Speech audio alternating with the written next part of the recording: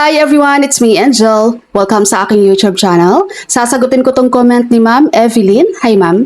Sabi niya, Ma'am, yung tinutukoy niyo po bang PSA, yung may sticker na dinikit ng census sa pintuan, yung may nakalagay na year 2024, automatic po ba? Pag may nakadikit nun, pasok na po ba sa group 2? Mga ma'am and sir, meron din bang nakadikit dyan sa bahay nyo? Katulad nito? Yan. Ito po yung census or CBMS or Community-Based Monitoring System na isinagawa po ng PSA year 2024. Kapag meron ka po niyan, hindi po ibig sabihin na pasok ka na agad doon sa 2.5 million na mahihirap at near poor na pasok sa 25% above the poverty threshold. Hindi po basihan ang sticker na yan para ikaw ay makatanggap ng 2,000 pesos monthly na uplift assistance mula July 2026 hanggang December 2026.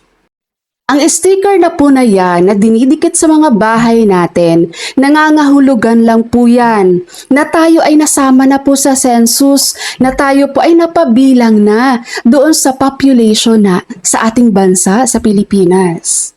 Kapag meron na pong nagsisensus sa inyo, dyan din po ginagawa, no? Dyan po nagkakaroon ng interview. Katulad ng ilan kayong nakatira sa bahay, mga edad ng nakatira sa bahay, anong mga trabaho, may mga nag-aaral ba, ano yung natapos, yung sa water supply nyo, okay ba, at mga iba pa pong katanungan.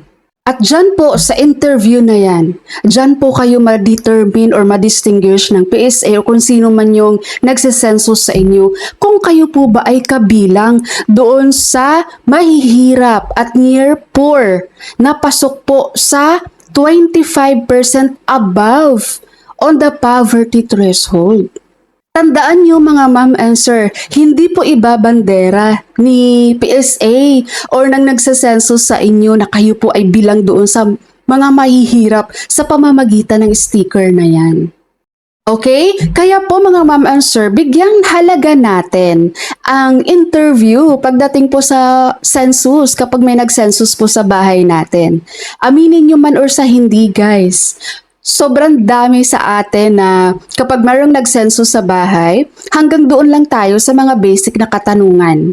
And after that, hindi na natin sila in-entertain, no? Kasi sayang sa oras, or kailangan privacy na natin yon, di ba? Usually, yung mga natatanong sa atin, yung ilan yung nakatira sa bahay, ano yung mga edad yung nakatira sa bahay. Hanggang doon lang.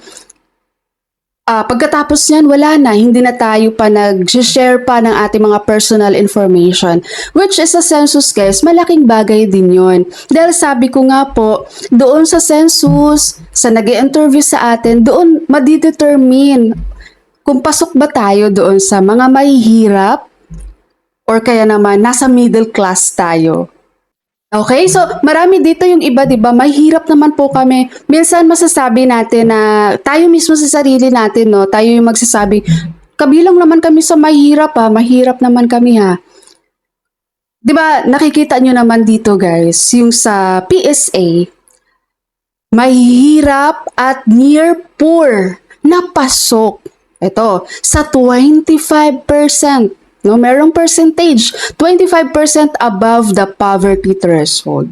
Mahirap, feeling mo nga sa sarili mo, mahirap ka, pero hindi ka pasok dito sa 25% above the poverty threshold.